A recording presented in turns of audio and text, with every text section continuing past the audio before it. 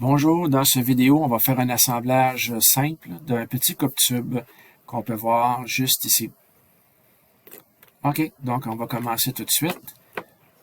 Je vais me démarrer un nouveau fichier. Juste ici, un assemblage, d'accord. OK. Là, c'est que mes pièces sont déjà toutes ouvertes. Si on regarde ici dans ma toolbar de SolidWorks, j'ai beaucoup de dessins. OK, il apparaît, vu que je suis en mode d'enregistrement, on les voit juste sur une demi-seconde. Donc ici, j'ai presque toutes mes pièces que j'ai besoin. Donc, je vais commencer par insérer, mettons, pour les pièces, comment dire, on peut les insérer par ordre d'importance. Donc, dans notre build de matériel, ben, on va, la liste de matériel va se faire selon les listes. Et puis, mettons que je prends quelques pièces. D'habitude, ça fonctionne. Là, on dirait que c'est un vieux dessin que j'ai. OK, bon. Je les insère. Il m'en manque encore quelques-unes. Je les ai pas toutes faites. Juste après le corps, il me reste le coulisseau, la molette. Ça, c'est un autre dessin qui est ouvert, qui s'appelle Ratchet. Le tube, je ne le mettrai pas. Donc, on va y aller avec ça. Fait que j'ai mon coulisseau. La molette qui va couper le tuyau. Donc, OK. Oh, j'ai besoin de deux pièces comme celle-là. Fait que je fais CTRL, je viens sur la petite. CTRL, je m'envoie sur l'icône jaune et j'apporte mon axe de roulette. Il me manque le petit rouleau, que lui, il était pas ouvert, je crois, donc je vais en parcourir. Et puis, je mets tous mes dessins de l'assemblage dans le même fichier. Ça aide beaucoup à ne pas se chercher. Fait que j'ai le rouleau ici que je vais prendre. Donc, je vais glisser ici. Et lui aussi, j'en ai deux, donc je le prends avec CTRL enfoncé. Je clique sur l'objet, je ne le lâche pas, drag and drop, je viens de déposer dans mon espace de dessin. Bon, on va commencer avec nos contraintes. Donc ici, voyez-vous, la partie qu'il y a là, elle rentre dans la rainure ici. Donc, je vais dire OK. Là, voyez-vous, j'ai déjà une entité de choisie. Fait que je lui dis OK, tu vas venir t'appuyer avec la surface qui est ici. Là, il se place. Si jamais ça ne fait pas mon affaire, je dis non, on change. C'était pas le bon. Souvent, ça arrive qu'il faut changer de sens. Donc, mes deux surfaces sont appuyées ensemble, sont en contact. Et ici, après ça, je viens appuyer celle-là ici.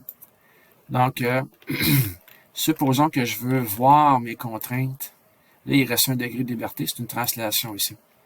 Je vais voir mes contraintes. Il y a plusieurs façons de les voir. Fait que, mettons, je ferme ici. Je peux aller sur les mates ici. Ils sont toutes là. Je peux aller sur, lui, il s'appelle le petit coulisseau.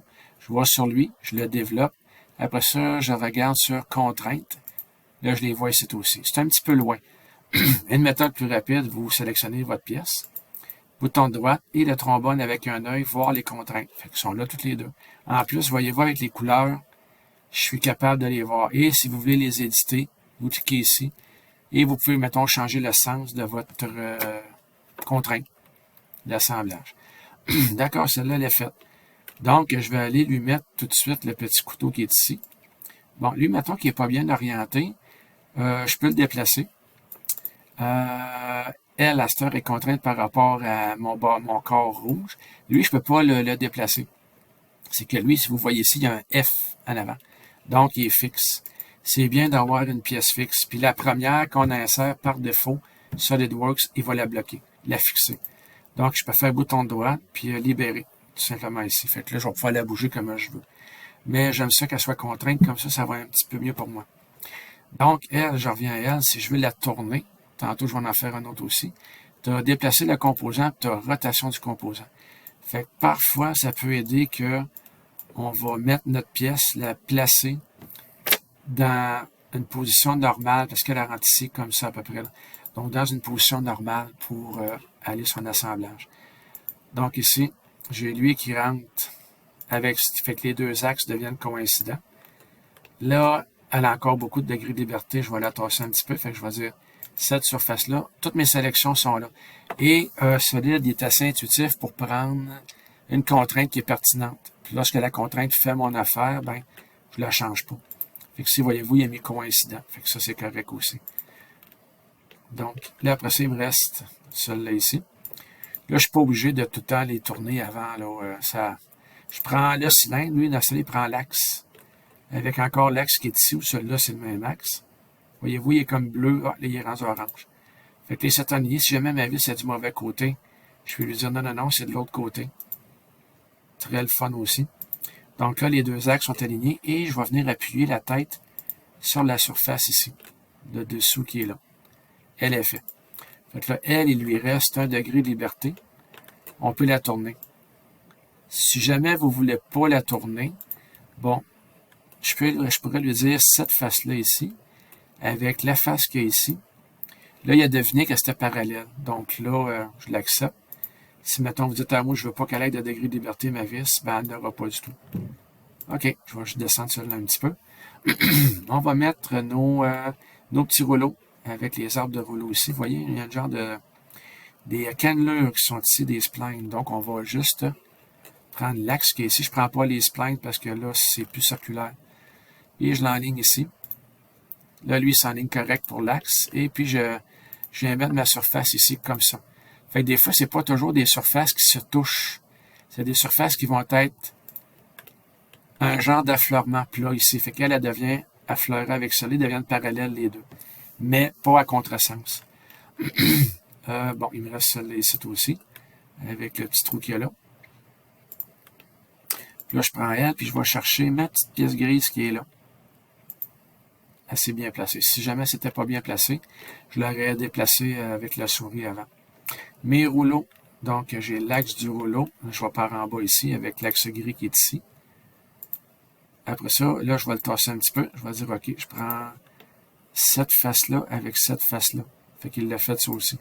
Fait que je refais la même affaire avec l'autre petit rouleau qui est ici. Fait que lui, je reviens le placer avec celui-là ici. OK, il s'est placé comme l'autre, puis la petite rainure qui est ici. Donc, je prends la face qu'il y a là avec la face qu'il y a là. Parfait, ceux-là sont faits. Cette petite pièce-là est à l'envers. Là, je ferai une rotation d'elle-même. Si je ne fais pas de rotation, je vais juste lui dire d'inverser. À moins que... C'est ça. Fait que là, je lui dis non, non, non. Inverse-toi. La partie avec des cannelures, la partie ici, elle va vers le haut. Fait que je lui ai dit juste inverse ton sens. Mauvais alignement des contraintes, comme il dit. OK. Donc là, je suis aligné ici. Tout va bien. Pardon. Fait que là, je pourrais... mon petit anneau élastique. Donc, l'anneau élastique, il va dans la petite gorge qui est ici. Donc, je prends ce cylindre-là, avec le cylindre qui est ici. Là, il a déjà été un petit peu plus vite que moi. OK, il est là, je viens de le voir. Je l'accepte. Ça arrive parfois qu'on ne les voit plus.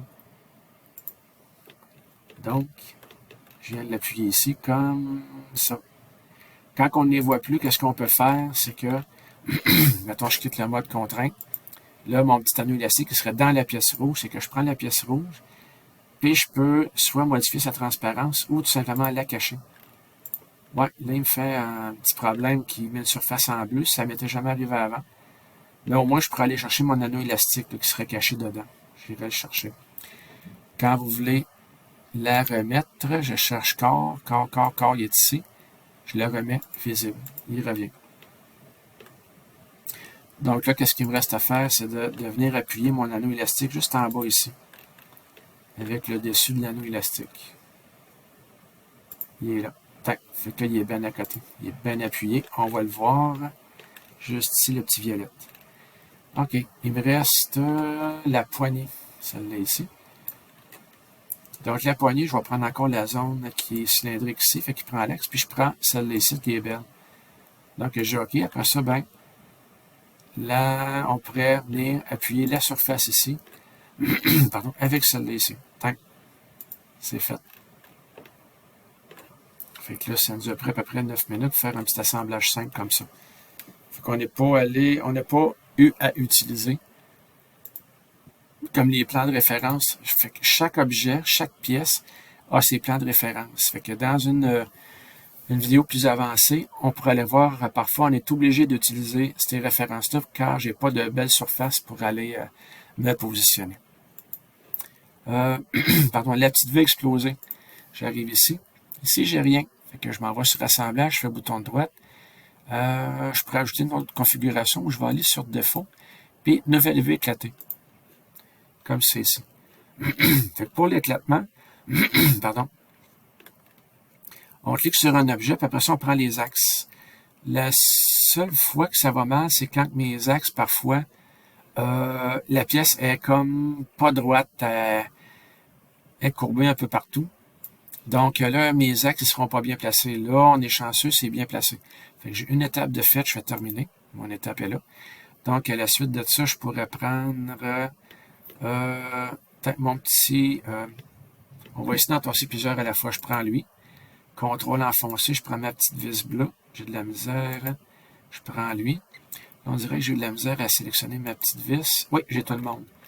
Donc là, je peux arriver et déplacer les trois en même temps.